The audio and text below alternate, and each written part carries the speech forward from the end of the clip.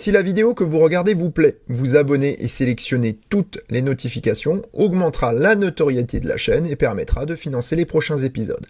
Merci d'avance. Bonjour et bienvenue dans cet épisode de Planète électrique. Au cours de cette vidéo, je vais décoder et expliquer simplement toutes les annonces faites par Elon Musk et ses équipes lors du Battery Day du 22 septembre 2020. Je me référerai également à plusieurs avis d'experts sur le sujet des batteries et de l'ingénierie de production. Je n'ai pas de réponse définitive à toutes les questions que soulèvent les affirmations de l'équipe Tesla et vous invite à mettre votre point de vue dans l'espace commentaire, toujours dans le respect et la politesse bien entendu. Merci d'avance. Certains process techniques et démonstrations scientifiques sont simplifiés afin de rendre le sujet intelligible pour tout le monde. Je base mes conclusions sur les données fournies par Tesla et sur les consensus scientifiques ou techniques actuels, toujours soumis à révision en fonction des découvertes ultérieures. Allez, on y va, c'est parti. Avant de plonger dans l'avenir, voyons pourquoi Tesla se lance dans la fabrication de cellules de batterie.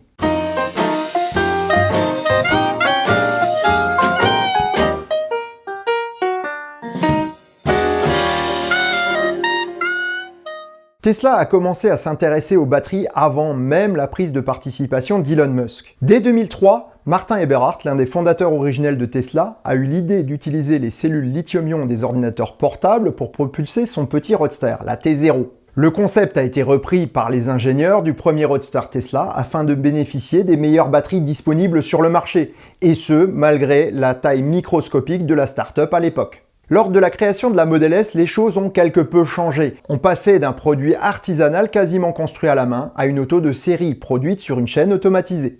Le processus de fabrication des batteries devait suivre le même chemin. L'idée de Tesla était de conserver des cellules standards et de les adapter à une utilisation pour lesquelles elles n'avaient pas été conçues. Les ingénieurs ont eu l'idée de regrouper ces cellules en blocs, puis en modules pour en faire des packs de batteries de grande capacité. À l'époque, Tesla était une petite société avec une seule usine, majoritairement à l'abandon. Son centre technique était performant, mais ses moyens de production étaient très limités. Le petit constructeur a eu alors recours à Panasonic pour mettre sur pied sa ligne de production de batteries. Petite parenthèse, le terme batterie proviendrait de la même racine étymologique que bataille.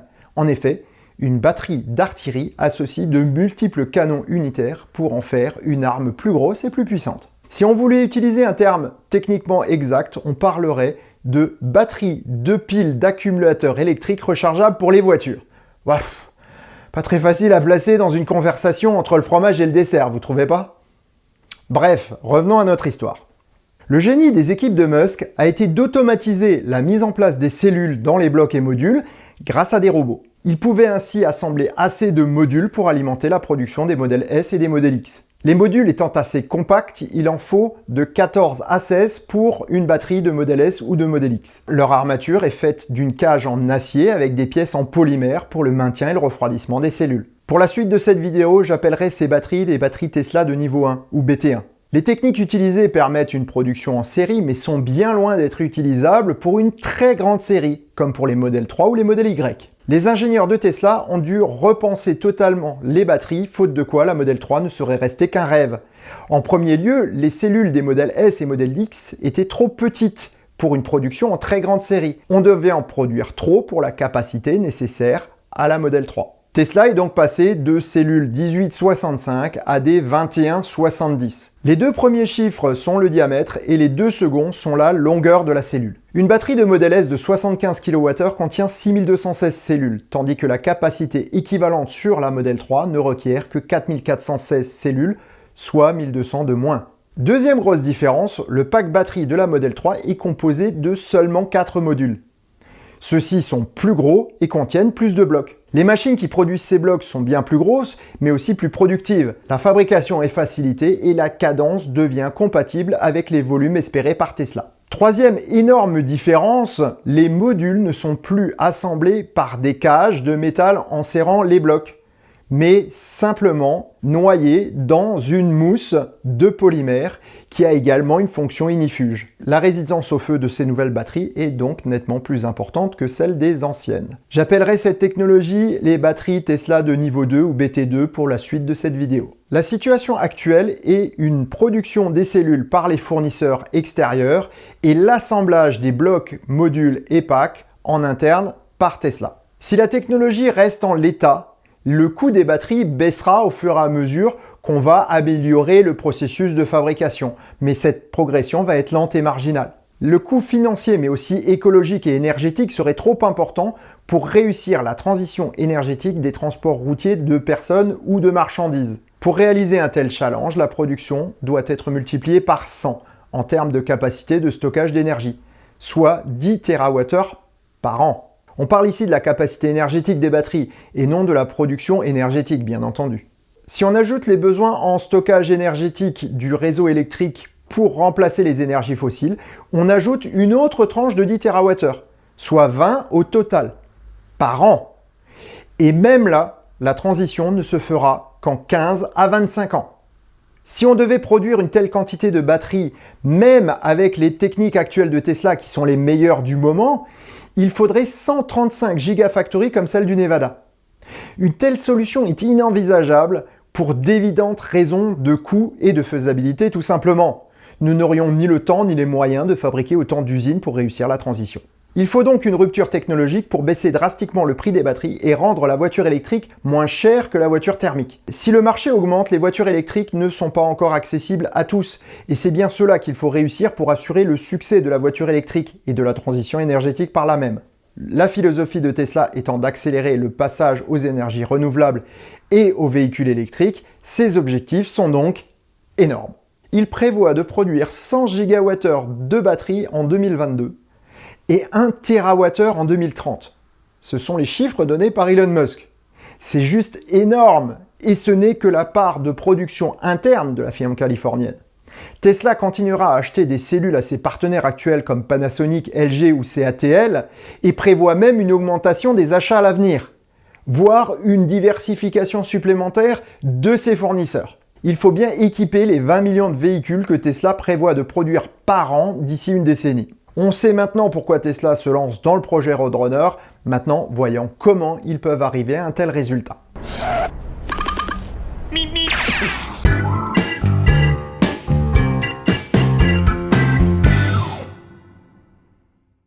Le plan de Tesla est extrêmement complet. Il passe par toutes les étapes, du minerai jusqu'à la production de la voiture finie. Pour bien comprendre toute l'explication à suivre, voici tout ce que l'on trouve à ce jour dans une cellule Tesla. Le conteneur est en acier avec un corps et un capuchon créant les électrodes. L'électrode négative est appelée anode et la positive cathode. Une languette est connectée au capuchon. Elle fait partie de ce que l'on appelle l'enroulement de gelée ou jelly roll. Il s'agit des électrodes enroulées avec des séparateurs baignant dans un électrolyte liquide. Cet enroulement fait plus d'1 mètre de long dans une cellule 2170 et la languette se trouve peu ou prou au milieu. Les électrons traversent les séparateurs lors de la charge et la décharge. Lors du passage des cellules 1865 des BT1 aux 2170 des BT2, le gain d'énergie par cellule a été d'environ 50%. Plus le diamètre de la cellule est grand, plus on a de couches d'enroulement dans la cellule, à un coût plus intéressant. La question était de savoir quel est le diamètre idéal pour une cellule optimisée dans l'utilisation d'une batterie de voiture électrique. Ceci est une analyse complexe demandant de tenir compte de multiples facteurs. La production des cellules elles-mêmes, mais également la production du pack, les gains d'efficacité en termes de poids ou les pertes de charge. Ce diagramme présente le rapport autonomie-coût pour une cellule cylindrique dans une automobile. On constate que le diamètre optimal est de 46 mm. Tesla a donc utilisé ce diamètre pour sa nouvelle cellule. Une telle taille ne va pas sans poser de soucis, en particulier pour la charge rapide de ces cellules qui provoque un échauffement très important, si on garde la même architecture que les 2170. Or, supprimer la languette dans l'architecture de la cellule résout les soucis thermiques liés à la charge et à la décharge, en réduisant la distance à parcourir par les électrons, et donc l'échauffement qui en découle. Petite parenthèse, on est également en droit de penser qu'une telle batterie réduirait sensiblement les risques d'incendie liés à un emballement interne. Seule une exposition à un feu extérieur pourrait la faire brûler, et c'est une avance majeure dans la sécurité des batteries lithium-ion.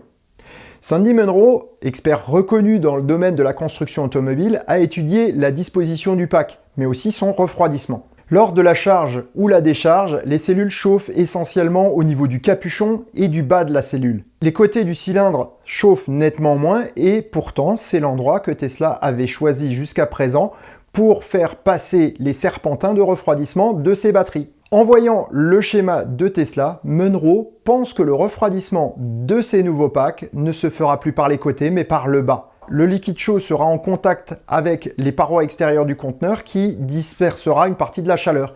Plusieurs fabricants utilisant des cellules prismatiques ont recours à ce système d'ailleurs. Selon Elon Musk, supprimer la languette a été un réel challenge. La découpe laser selon une forme précise a donné la solution au problème, solution que nous ne découvrirons pas aujourd'hui. Il faudra attendre de démonter une des cellules pour voir la forme de ces nouvelles électrodes. La nouvelle architecture permet d'avoir, selon Elon Musk, une douzaine de connexions avec le capuchon et réduit donc le chemin des électrons. Ce qui veut dire que de multiples languettes sortent de l'enroulement pour venir en contact avec le capuchon. La forme de ces languettes doit être soigneusement étudiée pour éviter tout court-circuit et assurer la bonne conductivité du courant. La vue de dessus que nous a présenté Tesla nous renseigne un peu sur la forme des languettes et ça me fait penser qu'elles auront sensiblement cette forme-là. La hauteur de 80 mm a été choisie car elle donne les meilleurs résultats thermiques selon Drew Baglino, directeur de l'ingénierie énergie et moteur chez Tesla. Actuellement, lorsque l'on fabrique les électrodes, la machine doit stopper pour souder la languette, puis réaccélérer après. Supprimer la languette permet une production en continu nettement plus efficace, moins chère et plus rapide. Le résultat d'une telle architecture aboutit à 5 fois plus d'énergie, donc de capacité de stockage, qui est exprimée en wattheures, 6 fois plus de puissance, donc de capacité à charger ou décharger les cellules sans qu'elles ne surchauffent, ceci étant exprimé en watts, et au final on obtient une augmentation de 16% d'autonomie sur la voiture, en tenant compte de la nouvelle architecture uniquement. Lors de la présentation, Drew Baglino précise que tout ce qui va être présenté est déjà réellement en fonctionnement dans la nouvelle usine pilote, construite à quelques pas de la présentation. L'usine Roadrunner, nom du programme de cette batterie Tesla de niveau 3, doit livrer 10 gigawattheures de batterie par an au terme de sa montée en cadence. Et c'est une usine pilote. Comme nous l'avons vu dans l'épisode concernant la production des cellules, la première opération à effectuer est la fabrication des électrodes. Les rubans de lithium sont enduits d'encre contenant les matériaux mais aussi un solvant qui est souvent à base d'eau. Une fois appliquée sur la bande de lithium, l'encre est séchée dans d'immenses fours et les vapeurs de solvant sont récupérées et condensées afin d'être recyclées et réutilisées. Les ingénieurs de Tesla se sont posé la question suivante. Pourquoi faire un mélange liquide pour le sécher après et utiliser un processus demandant des millions de dollars d'investissement, énormément d'énergie et une place énorme? En créant un mélange qu'on pourrait déposer directement avec une machine spéciale sur l'électrode par voie sèche, les gains de productivité seraient énormes. Et ils l'ont fait. On peut penser que la composition de la poudre utilisée est spécifique afin d'assurer l'adhérence et une bonne répartition. Au moment de la présentation, le processus fonctionne, mais pas encore de manière à permettre de très grandes productions. De nouvelles améliorations seront nécessaires et Elon Musk précise que d'ici à la pleine capacité, la machine aura subi 5 ou 6 nouvelles évolutions majeures. En parvenant à mettre au point une telle machine pour de très grandes séries, Tesla réduira d'un facteur de 10 la surface nécessaire pour la production ainsi que l'énergie nécessaire à la fabrication des cathodes. L'assemblage des cellules est également l'un des vecteurs d'amélioration de cette nouvelle technologie. Inspiré des lignes de production de verre ou de remplissage de produits alimentaires, la clé de l'efficacité est la réalisation des étapes d'assemblage sans arrêter le produit. Tout doit se faire en mouvement et à grande vitesse. Le ratio important pour l'efficacité d'une usine de production est la quantité de travail utile par rapport à la quantité totale de travail. Les phases de déplacement-positionnement doivent être réduites au maximum afin de rendre la production la plus efficiente possible. Musk a constaté que toutes les usines du monde, les siennes y compris, n'ont pas plus de 1% de leur volume dédié aux opérations efficaces. L'usine Roadrunner réalise un score 10 fois plus élevé et sa productivité est multipliée par 7 par rapport aux lignes de production des batteries BT1 et BT2. Une seule ligne Roadrunner produirait 20 gigawattheures de batterie par an. Mais tout ceci n'est possible que grâce à l'intégration au sein des équipes Tesla de toutes les compétences nécessaires au processus dans son ensemble. Le rachat du fabricant de robots Grumman a été l'une des clés de la réussite. Les équipes de Tesla maîtrisent tout le processus du début à la fin et peuvent intervenir sur n'importe quel élément rapidement. Une fois assemblée, la cellule n'est pas encore prête à fonctionner. Elle doit d'abord être conformée. Cette étape représente un quart de l'investissement d'une usine de batterie. La conformation consiste en un cycle de charge-décharge suivi de contrôle des caractéristiques de chaque cellule.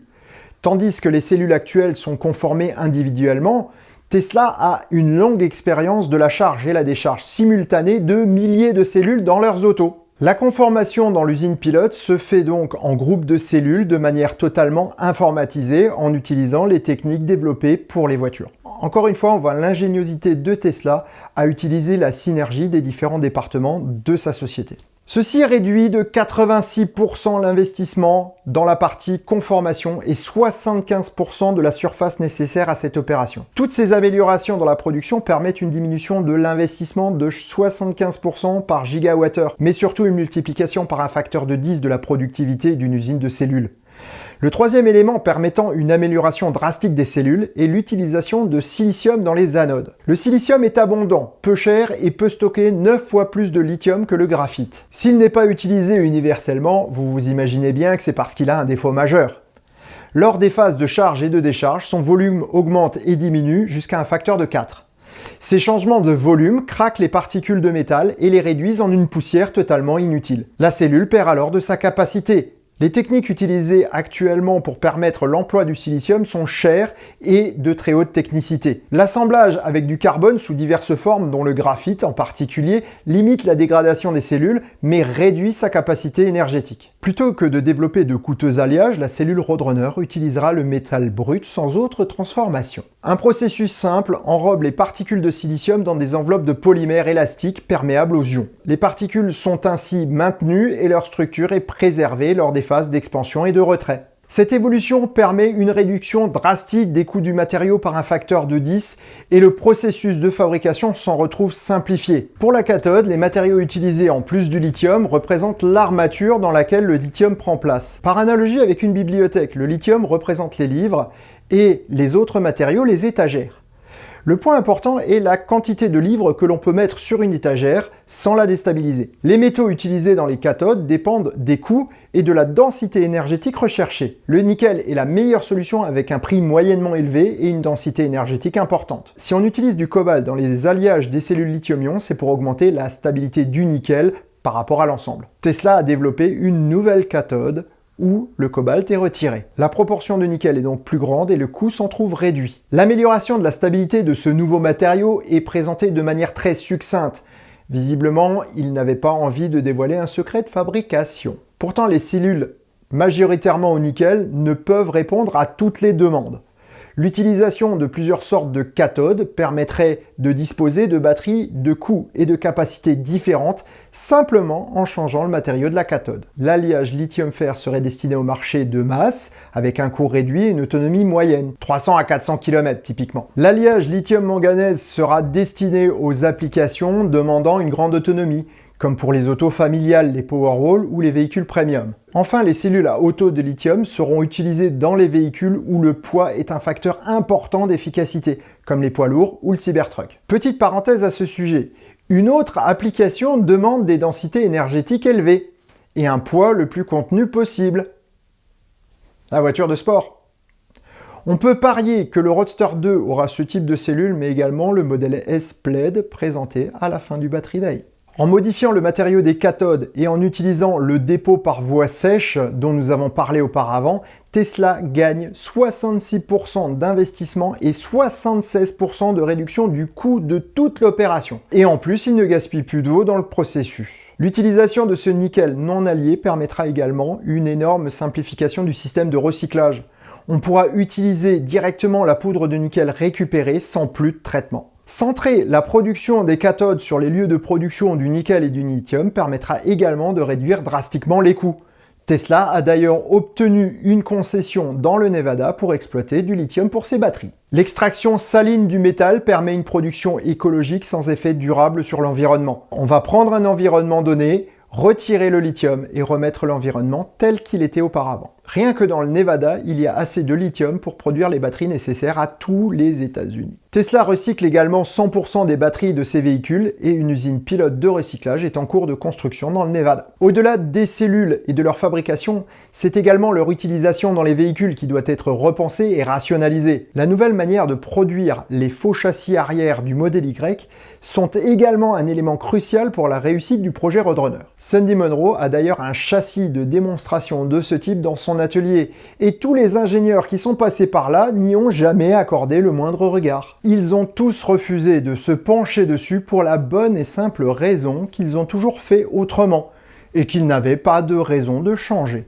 Maintenant, ils vont devoir faire face à un retard technologique énorme et ils devront dépenser des sommes astronomiques s'ils veulent rattraper le train en marche, si tant est qu'ils y parviennent. Mip, mip. Mip, mip. Tesla a conçu un procédé d'injection d'aluminium avec un alliage spécial permettant de produire la pièce. Rien que ce simple élément permet de supprimer 79 pièces par voiture, des centaines de soudures et autant de risques de malfaçon. La plateforme coûte alors 40% de moins qu'une plateforme traditionnelle. Et ceci n'est pas une projection de l'avenir, la machine fonctionne d'ores et déjà à l'usine de Fremont. La nouvelle pièce ne demande ni traitement thermique, ni peinture protectrice. Tiens, ça vous rappelle rien ça? Et s'ils utilisaient ça dans le Cybertruck? Ceci est un magnifique exemple d'ingénierie intelligente. Réaliser la même chose sur le faux châssis avant permet d'ouvrir la porte à une batterie porteuse où le pack aura deux fonctions, à la fois le stockage de l'énergie et pièces structurelles. Le pack de batterie ne sera plus dans le châssis, mais il sera le châssis. Actuellement, le poids des parties structurelles de la batterie sont des masses pénalisantes pour l'autonomie et l'efficacité. Supprimer ces parties permettra de rendre la batterie plus dense et moins lourde. Rendre la batterie porteuse permettra également de gagner sur la structure du véhicule et ses coûts de production. Comme pour les batteries des modèles 3 et Y, les cellules seront noyées dans une mousse ignifuge, mais également structurelle. Les cellules Roadrunner seront littéralement collées aux plaques inférieures et supérieures, créant une structure en nid d'abeille extrêmement rigide. Bien plus rigide d'ailleurs que dans n'importe quelle voiture traditionnelle. Sandy Munro pense que ces cellules seront collées sur une plaque inférieure de refroidissement, dans laquelle circule le liquide caloriporteur. Un tel pack serait extrêmement rigide et ferait l'économie de tous les renforts structurels présents dans les batteries actuelles. La compacité de cette nouvelle batterie permettra également de mieux protéger les cellules des chocs latéraux car les cellules sont bien plus au centre de la voiture. Toute la plateforme inférieure de la voiture pourra être produite en seulement 3 pièces. Les gains sont énormes avec 10% de masse économisée, 370 pièces en moins et des milliers de soudures supprimées. En matière de production, on peut ainsi réduire de 35% la taille des usines automobiles grâce à cette unique amélioration. C'est marrant le schéma présenté par Musk et si c'était l'usine du Cybertruck.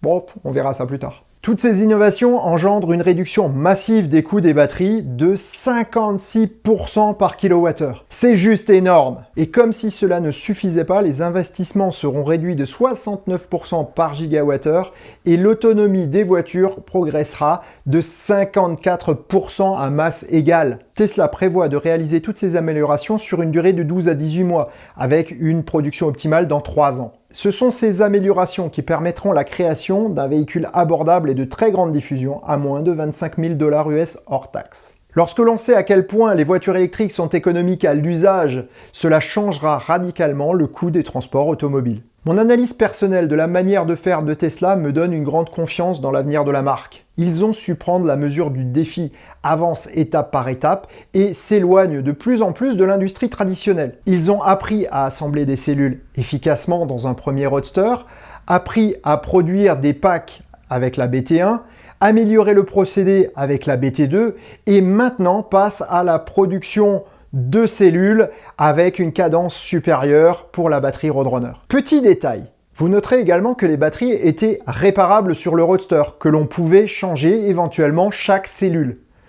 Sur la BT1, on peut changer un petit module en cas de défaillance, donc un 14e ou un 16e de la batterie. La BT2 impose le remplacement d'un quart de la batterie en cas de problème. Et finalement, Roadrunner sera totalement monobloc. Si une seule cellule lâche, c'est tout le pack qu'il faudra changer. Croyez-vous que Tesla n'en a pas tenu compte? Les technologies nouvelles demandent à être expérimentées, testées et contrôlées. Les équipes de Tesla ont toujours laissé entendre que beaucoup des batteries des premières Model S avaient été changées sous garantie sans raison apparente. Si elles fonctionnaient bien, pourquoi les avoir changées si ce n'est pour les étudier et servir de matériaux de base au développement de leurs expériences de recyclage et de reconditionnement. De plus, le nombre de connexions dans la batterie Roadrunner sera tellement faible qu'il y a très peu de chances qu'elle lâche. Ce Battery Day aura été une déception pour tous ceux qui espéraient voir des évolutions dans la gamme automobile du constructeur de Fremont, mais une totale révélation de ce que sera l'avenir des voitures électriques. Une telle technologie appliquée massivement décrochera tous les autres vecteurs énergétiques du wagon du progrès, pétrole en tête. Meep meep. Meep meep. Ce que ne cesse de dire Elon Musk, c'est que les technologies d'avenir sont déjà là, mais qu'il faut trouver le meilleur moyen de les produire et les utiliser. Les batteries sont les briques qui nous permettent de construire l'avenir du transport et des énergies renouvelables. Et c'est ce qui nous permet d'apprécier le Battery Day à sa juste valeur. Roadrunner nous a ouvert un avenir passionnant, même si pour le grand public, toutes ces innovations resteront invisibles. Et sur ces bonnes paroles, je vous souhaite bonne route, prenez soin de vous et à bientôt. Ciao!